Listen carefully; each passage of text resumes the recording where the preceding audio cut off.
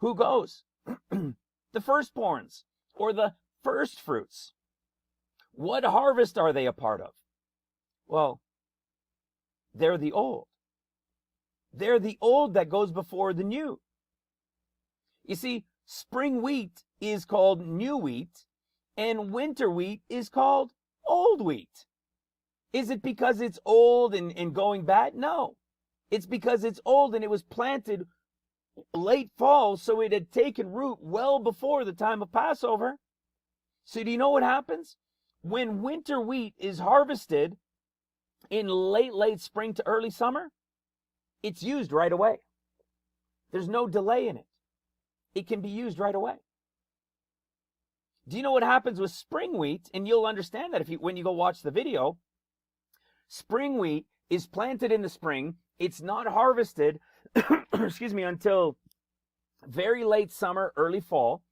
And when it's harvested, remember we did a teaching with the Kadosh and Yoshan. I always mix up which one it is.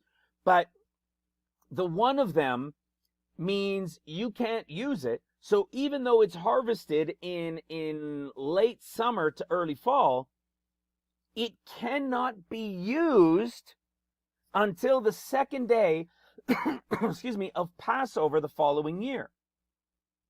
Well, isn't that interesting? That's the spring wheat. That is the rapture group. They are both wheats.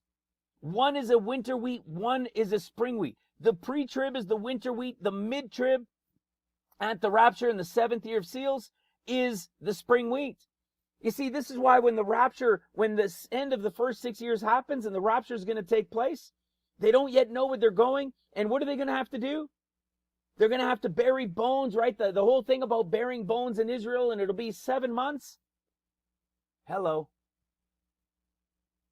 It's approximately 7 months from when the rapture time would take place to when it would be observed. And isn't it fitting?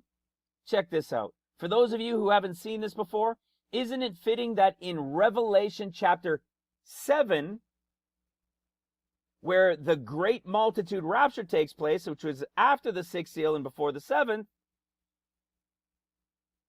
chapter 7 of Revelation ends with verse 17.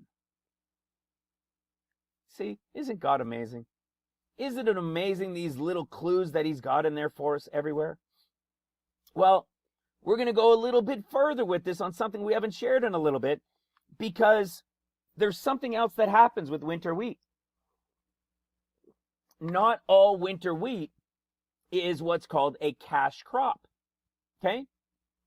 Not all winter wheat is a cash crop. Okay? A cash crop, that means it's for profit. Right? For the Lord to get what? His wages. Right? It's the Lord getting the first fruits going. But do you know that winter wheat is generally, for the most part, grown as a cash crop? But do you know what else it's used for? It's used as a cover crop. We haven't talked about this in a little while. You see, the majority of people are going pre-trib as a cash crop. Right? The prophets to the Lord.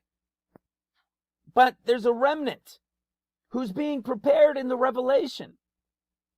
Who is being prepared in the revelation that when the Lord comes to complete it, they won't be wondering, oh, why didn't I go?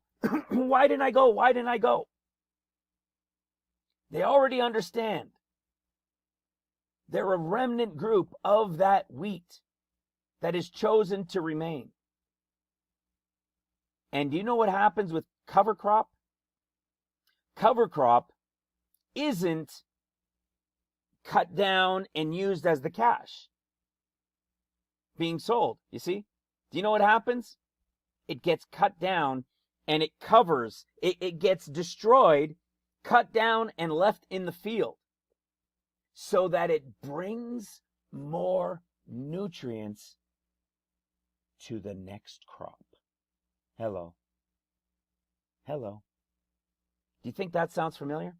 Do you think it's interesting that it's the winter wheat that has both, of which the majority is a cash crop, but in some cases they use the rest for cover crop, so that the next round will be more plentiful? Do you know why? Let me show you precisely what that means. Watch this. John chapter 12. And you're going to see, this is also still going to bring about the revelation of the understanding of it. Let me see, where is it? Oh, we can read it right from here. Check this out. This is in John chapter 12, starting in verse 23. And Jesus answered them, saying, the hour is come that the Son of Man should be glorified. Listen to this. Verse 24. Verily, verily, I say unto you, except a corn of wheat fall into the ground and die, it abides alone. But if it die, it bringeth forth much fruit. He that loveth his life shall lose it, but he that hates his life in this world shall keep it unto life eternal. What are these guys going to be a part of? Eternal life. What are they going to be willing to do? Give up their life. Except a kernel of wheat, a corn of wheat, should die, should fall to the ground and die. You mean like a group of winter wheat who are chosen as symbolic cover crop?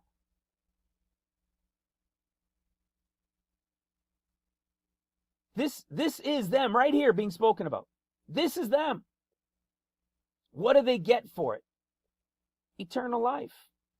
Do you know that this group being trained up, this group being prepared, that in the end, you know, they take part in the first resurrection, and we know that they're called priests of the Lord, right? They're going to rule and reign with him as priests. So they're probably a typology and representation of priests already. They're going to have eternal life. They're going to be the ones that take place in the first resurrection. Do you know why this is interesting? Because if you've been around here for a little while, you know we have what's called chapters to years. These books that have revealed themselves to us, that have events within their chapters that relates to years and the events within them in the is to come. Look at what we got here. The law of Moses, right? Genesis, Exodus. We've got some prophets. We got some prophets. And we got Psalms. We got the law of Moses, the prophets, and the Psalms. And so this is what you see. See, with Hosea and Ezekiel. I mean, Hosea and Zechariah, but Ezekiel as well. We got some prophets here where their individual stories reveal us prophecy of the end of days. But then we can go throughout the entirety of it and go from one to the other, to the other, to the other, and connect these stories together to show the picture of the revelation within them, hidden within the books, within the prophets, within the law, for the is to come.